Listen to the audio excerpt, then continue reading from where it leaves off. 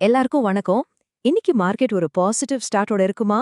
Trading ஆரம்பிக்கிறதுக்கு முன்னாடி நீங்க தெரிஞ்சுக்க வேண்டிய முக்கியமான விஷயங்கள் என்னென்னப்பா டக்குன்னு பாத்துரலாம் வாங்க. நேத்து ராத்திரி நடந்ததுலயே பெரிய நியூஸ் அமெரிக்கால இருந்து தான் வருது. அங்க S&P 500 இண்டெக்ஸ் ஒரு புத்தம் புதிய ஆல் டைம் ஹைய தொட்டிருக்கு. ஆனா இங்க தான் ஒரு பெரிய கேள்வி வருது. ஒரு பக்கம் உலகத்துல இவ்ளோ டென்ஷன் போயிட்டு இருக்கு. ஆனா அதுக்கு நடுவுல மார்க்கெட் மட்டும் எப்படி இப்படி ஏறுது? இது கொஞ்சம் முரணா தெரியல. வாங்க இத பத்தி கொஞ்சம் டீப்பா பாப்போம். இதுக்கு முக்கியமான காரணம் என்னன்னு பாத்தீங்கன்னா, ஈரான் சம்பந்தப்பட்ட ஒரு சிக்கலான நிலவரம் தான். இது மார்க்கெட்க்கு ஒரே நேரத்துல ரெண்டு வேற வேற சிக்னல்களை கொடுத்துட்டு இருக்கு. இது எப்படி பாருங்க. ஒரு பக்கம் அமெரிக்கா ஈரானோட துறைமுகங்களை எல்லாம் முழுசா கடற்படை மூலமா முடக்கி வச்சிருக்காங்க. இது ஒரு போர் பதற்றத்தை காட்டுது இல்லையா? ஆனா இன்னொரு பக்கம் மார்க்கெட் என்ன நினைக்குதுன்னா, இதுக்கெல்லாம் ஒரு அமைதியான தீர்வு கிடைச்சிடும், போர் நீட்டிக்கப்படும்னு ரொம்ப நம்பிக்கையா இருக்கு. இந்த நம்பிக்கைக்கு காரணம் யாருன்னு பார்த்தா ட்ரம்ப் மாதிரி பெரிய தலைவர்கள் கொடுக்கற ஸ்டேட்மெண்ட்ஸ் தான். அவரே என்ன சொல்லிருக்காருன்னா, போர் முடிற நிலைக்கு வந்துருச்சுன்னு. சோ இந்த மாதிரி பேச்சுகள் தான் மார்க்கெட்டோட பாசிட்டிவ் சென்டிமெண்ட்க்கு பெரிய பூஸ்டா இருக்கு.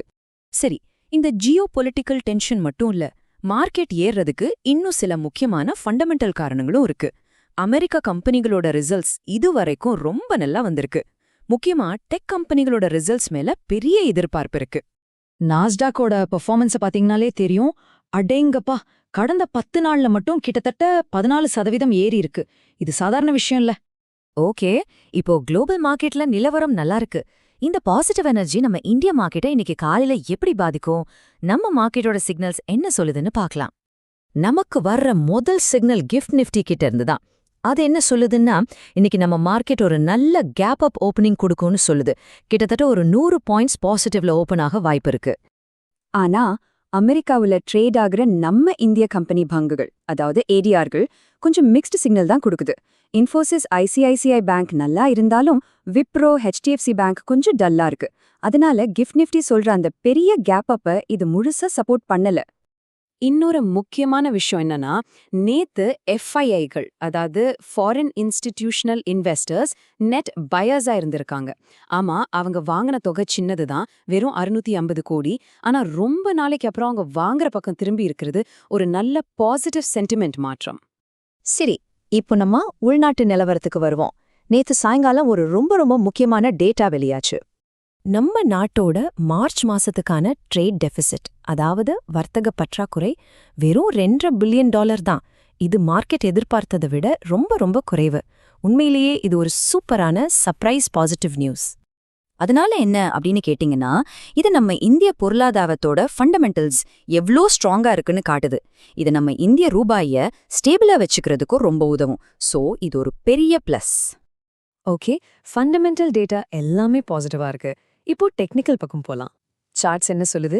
ட்ரேடர்ஸ் இன்னைக்கு எந்த லெவல்ஸ் உன்னிப்பா கவனிக்கணும்னு பாப்போம்.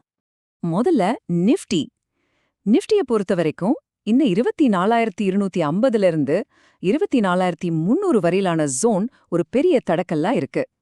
இந்த ராலி தொடரணும்னா நிஃப்டி இந்த லெவலை தாண்டி க்ளோஸ் ஆகணும்.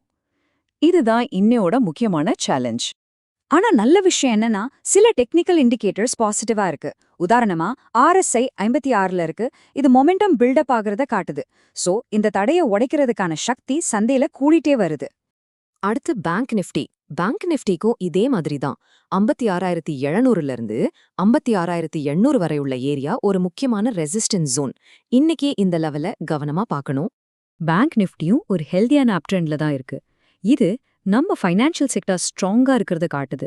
சோ ஓவரால் சென்டிமெண்ட் பாசிட்டிவா தான் தெரியுது. ஓகே, டெக்னிக்கல் லெவல்ஸ் பார்த்தாச்சு.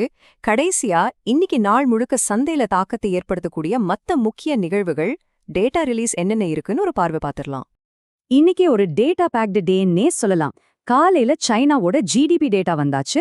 அப்புறம் நம்ம மார்க்கெட் டைம்ல UK GDP, யூரோப் பணவீக்கம், சாயங்காலம் அமெரிக்காவோட ஜாப்ஸ் டேட்டான்னு வரிசையா இருக்கு. இதெல்லாம் மார்க்கெட்ல வாலட்டிலிட்டிய, அதாவது ஏற்ற இறக்கத்தை கொண்டு வரலாம். சோ கொஞ்சம் ஜாக்கிரதையா இருங்க. டேட்டா மட்டும் இல்ல, இன்னைக்கு நம்ம ஊர்லயும் ரிசல்ட் சீசன் இருக்கு. Wipro, HDFC life insurance, HDFC AMC, angel ஒன்னு பல முக்கியமான கம்பெனிகள் இன்னைக்கு அவங்களோட ரிசல்ட்ஸை அறிவிக்கிறாங்க. அதனால இந்த ஸ்டாக்ஸ் மேலயும் ஒரு கண் வச்சுக்கோங்க. சரி, மொத்தமா இன்னைக்கு ட்ரேடிங்க்கு நீங்க ஞாபகம் வச்சுக்க வேண்டிய 3 விஷயம். 1 குளோபல் மார்க்கெட் சப்போர்ட் நல்லா இருக்கு, சோ ஒரு பாசிட்டிவ் ஓப்பனிங் எதிர்பார்க்கலாம். 2 நிஃப்டிக்கு 24,300, பேங்க் நிஃப்டிக்கு 56,800. இந்த 2 லெவல்ஸும் ரொம்ப முக்கியம். 3 நாள் முழுக்க வர்ற டேட்டா ரிலீஸ், கம்பெனி ரிசல்ட்ஸ் மார்க்கெட்ல திடீர் மாற்றங்களை கொண்டு வரலாம், சோ கவனமா ட்ரேட் பண்ணுங்க. கடைசியா ஒரு முக்கியமான விஷயம், இங்க நாம பகிர்ந்துகிட்ட தகவல்கள் எல்லாமே உங்களுடைய கல்வி நோக்கத்துக்காக மட்டும்தான். இது எந்த வகையிலயும் முதலீட்டு ஆலோசனை கிடையாது. எந்த ஒரு முதலீட்டு முடிவை எடுக்கிறதுக்கு முன்னாடியும் தயவு செஞ்சு உங்களுடைய சொந்த ரிசர்ச்சை பண்ணுங்க. அப்புறம் செபில பதிவு செஞ்ச ஒரு நிதி ஆலோசகர்கிட்ட ஆலோசனை கேளுங்க.